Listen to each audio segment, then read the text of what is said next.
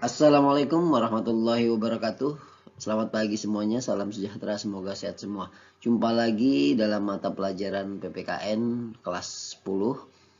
Kali ini yang akan kita pelajari adalah tentang integrasi nasional. Integrasi nasional ini merupakan pembelajaran di kelas 10 semester 2 di awal. Kita langsung saja. Integrasi nasional dalam bingkai Bhinneka Tunggal Ika. Kompetensi dasarnya yang pertama, mengidentifikasi faktor-faktor pembentuk integrasi nasional dalam bingkai Bhinneka Tunggal Ika. Yang kedua, mendemonstrasikan faktor-faktor pembentuk integrasi nasional dalam bingkai Bhinneka Tunggal Ika. Ya. Sementara tujuan pembelajaran kita kali ini adalah pertama, menghayati dan mengamalkan ajaran agama yang dianutnya dalam menghargai nilai-nilai nasionalisme. Kedua, menghayati dan mengamalkan perilaku jujur, tanggung jawab, peduli, responsif, dan proaktif, dan menunjukkan sikap sebagai bagian dari solusi atas berbagai kasus ancaman terhadap negara Indonesia dari berbagai media cetak dengan teliti. Ketiga, menganalisa data, pengetahuan faktual, konseptual, prosedural berdasarkan rasa ingin tahunya tentang kasus ancaman terhadap negara Indonesia dari berbagai sumber. Yang keempat, mengolah, menalar, dan menyaji dalam ranah konkret dan ranah abstrak terkait dengan kasus ancaman terhadap negara Indonesia dalam bentuk tulisan, gambar, atau media lainnya. Ada 3 poin yang akan kita pelajari dalam hal ini, yaitu pertama tentang kebinekaan bangsa Indonesia. Yang kedua, makna Bhinneka Tunggal Ika. Yang ketiga, implementasi nilai-nilai Bhinneka Tunggal Ika. Ya, bisa dilihat dalam gambar ini. Coba semuanya diperhatikan, cermati. Ada gambar yang menari, ada gambar rumah adat, ada gambar kebudayaan lainnya seperti musik, dari unsur musik, dari seni yang lainnya, ada wayang di sini, wayang kulit, ada dari berbagai macam suku, ada tari-tarian dan yang lainnya. Ini menunjukkan bahwa fakta bahwa negara kita itu dihuni oleh bangsa yang sangat heterogen, multi suku, keyakinan agama, ras, dan golongan. Kemajemukan bangsa kita memberikan tantangan sekaligus ancaman tersendiri dalam mewujudkan persatuan. Masalah integrasi nasional Indonesia sampai saat ini juga belum tuntas. Kenapa? Karena memang sejatinya di bangsa yang besar seperti Indonesia ini akan selalu ada tantangan yang akan kita hadapi dengan keberagaman yang ada di dalamnya tentunya. Nah, kenyataannya kita bisa menyaksikan bahwa konflik di antara sesama warga bangsa tidak dapat dihilangkan sama sekali. Betul. Kenapa? Karena memang seperti yang tadi disampaikan, kita itu beragam. Namanya beragam, banyak orang berkehendak, keinginan dan lain, tetap ada saja yang tidak sesuai dengan harapannya. Nah, ini potensi-potensi seperti ini akan memunculkan konflik. Nah, permasalahannya sejauh mana konflik itu bisa membesar atau tidak, ya. Kita di sana fungsinya adalah untuk menghambat itu masalah itu sendiri. Kita harus menghambat potensi konflik yang lebih besar. Nah, disinilah perlu pembinaan integrasi nasional yang harus terus dilakukan oleh semua elemen termasuk kita sendiri. 2, makna Bhinneka Tunggal Ika. Ya, dalam hal ini tentang kebinekaan bangsa Indonesia. Ada pluralitas masyarakat Indonesia yang pertama. Yang kedua, ada makna Bhinneka Tunggal Ika. Pluralitas masyarakat Indonesia, sekali lagi di dalamnya itu terdapat semboyan Bhinneka Tunggal Ika dan fakta keberagaman. Berbeda-beda tetapi satu jua, itu yang harus dipegang oleh kita semua. Dan karena kita tahu bangsa Indonesia adalah bangsa yang majemuk, bangsa yang multikultural, maka dari itu kita harus saling memahami satu sama lainnya. Kemudian makna Bhinneka Tunggal Ika. Semboyan Bhinneka Tunggal Ika itu kan lahir dari sejarah pada masa kerajaan Majapahit, pada masa pemerintahan Raja Hayam Wuruk. Itu diangkat dari kitab Sutasoma karya Empu Tantular. Semboyan tersebut berbunyi Bina Ika Tunggal Ika Tanhana Dharma Mangrua. Artinya berbeda-beda itu, satu itu, tak ada pengabdian yang mendua. Yang sekarang muncul menjadi Bhinneka Tunggal Ika, berbeda-beda tapi satu jua. Prinsip-prinsip Bhinneka Tunggal Ika. Nah, prinsip-prinsip Bhinneka Tunggal Ika ini termasuk dalam tentang implementasi nilai-nilai Bhinneka Tunggal Ika. Nah, implementasi nilai-nilai Bhinneka Tunggal Ika yang ketiga ini ya, di dalamnya terdapat prinsip Bhinneka Tunggal Ika. Apa saja? Pertama, tidak sektarian dan eksklusi. Ya, tidak berpihak pada satu pihak saja atau satu golongan saja. Yang kedua, tidak bersifat formalitas yang hanya menunjukkan perilaku semu saja. Tidak. Dia ada di tataran implementasinya. Bhinneka Tunggal Ika itu yang ketiga ya, bersifat konvergen, tidak divergen. Yang keempat, semboyan Bhinneka Tunggal Ika dan fakta keberagaman. Ya, karena banyaknya keberagaman di kita, maka Bhinneka Tunggal Ika menjadi sebuah semboyan dalam kehidupan berbangsa bernegara.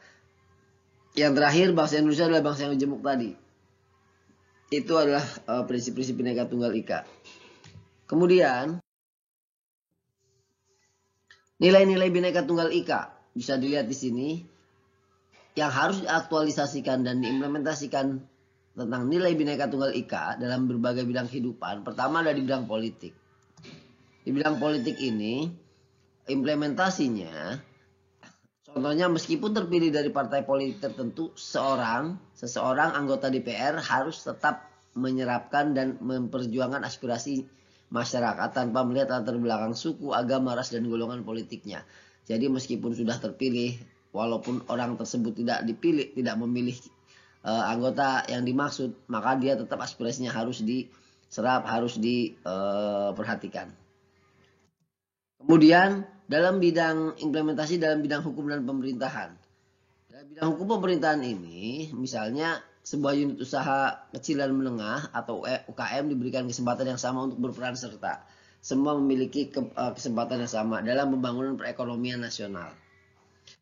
Selanjutnya, implementasi dalam bidang lainnya, yaitu dalam bidang sosial budaya, misalkan berpartisipasi dalam berbagai kegiatan kemasyarakatan dan menjaga interaksi yang positif dengan orang lain, dengan menerima perbedaan antara orang atau kelompok.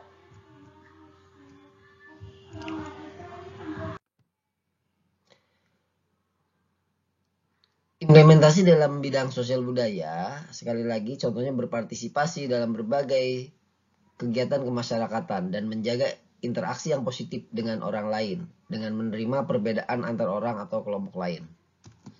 Sementara contoh dalam bidang implementasi di bidang pertahanan dan keamanan, misalkan setiap warga negara diberikan kesempatan, kewajiban, dan hak yang sama untuk berperan serta dalam upaya membela dan mempertahankan kedaulatan negara. Jadi semua manusia, semua orang dalam bangsa Indonesia memiliki kesempatan, kewajiban, dan hak yang sama untuk bisa berpartisipasi di dalamnya membela negara Indonesia.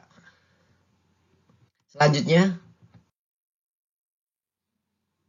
pentingnya membangun integrasi nasional. Nah, pentingnya membangun integrasi nasional dengan bingkai Bhinneka Tunggal Ika. Di dalamnya ada tentang pengertian dan dimensi integrasi nasional, ada faktor pendorong dan penghambat integrasi nasional. Ketiga, ada pentingnya integrasi nasional. Keempat, ada potensi konflik dalam masyarakat Indonesia.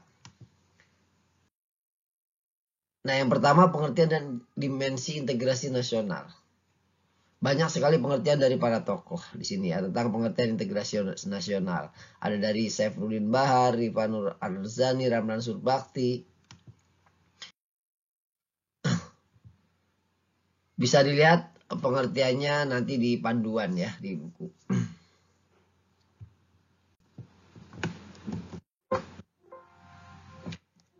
Yang menjadi catatan adalah integrasi nasional itu sebagai gambaran umum adalah bagaimana menyatukan dari segala sesuatu yang memang terpisah-pisah.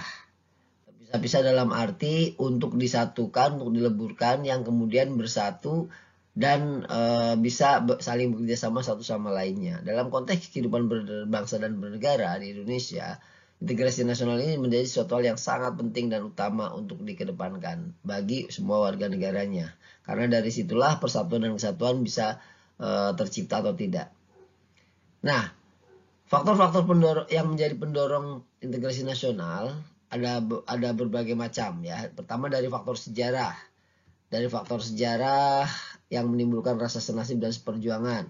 Kedua, adanya keinginan untuk bersatu di kalangan bangsa Indonesia sebagaimana dinyatakan dalam Sumpah Pemuda tanggal 28 Oktober 1928. Yang ketiga, ada rasa cinta tanah air di kalangan bangsa Indonesia. Itu dibuktikan perjuangan dalam merebut, menegakkan, dan mengisi kemerdekaan. Yang keempat, ada rasa cinta tanah air di kalangan bangsa Indonesia sebagaimana dibuktikan, maaf itu sama ya. Yang keempat, itu kesepakatan atau konsensus nasional dalam perwujudan proklamasi kemerdekaan Pancasila dan UUD 45, bendera merah putih, lagu kebangsaan Indonesia Raya, bahasa persatuan bahasa Indonesia.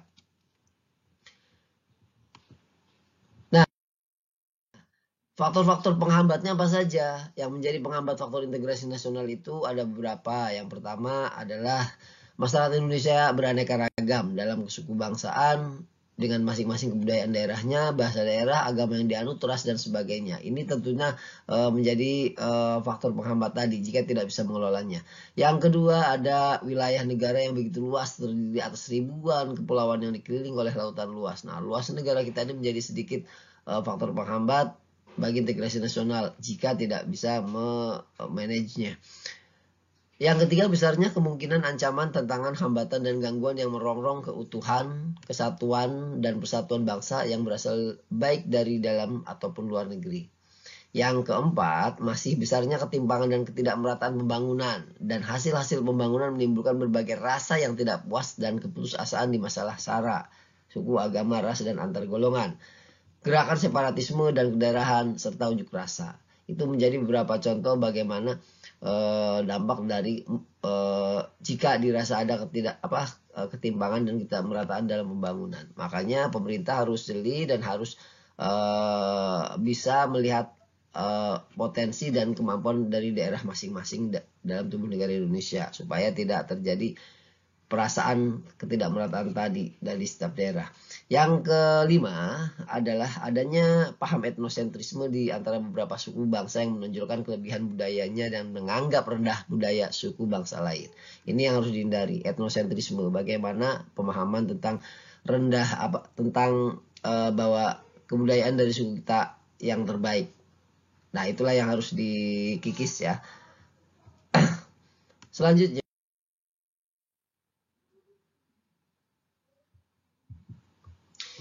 ya, selanjutnya poin C, pentingnya integrasi nasional. Kenapa sih integrasi nasional itu penting? Integrasi nasional atau persatuan nasional sangat penting. Mengapa integrasi nasional sangat penting? Sekali lagi, semua itu tidak terlepas dari, pertama, integrasi masyarakat merupakan kondisi yang diperlukan bagi negara dalam penyelenggaraan pembangunan. Kedua, kegagalan dalam mewujudkan integrasi nasional berarti kegagalan untuk membangun kejayaan nasional, bahkan dapat mengancam keberadaan suatu bangsa dan negara. Ketiga, salah satu masalah utama dari krisis besar bangsa kita adalah ancaman disintegrasi bangsa, seperti ancaman separatisme.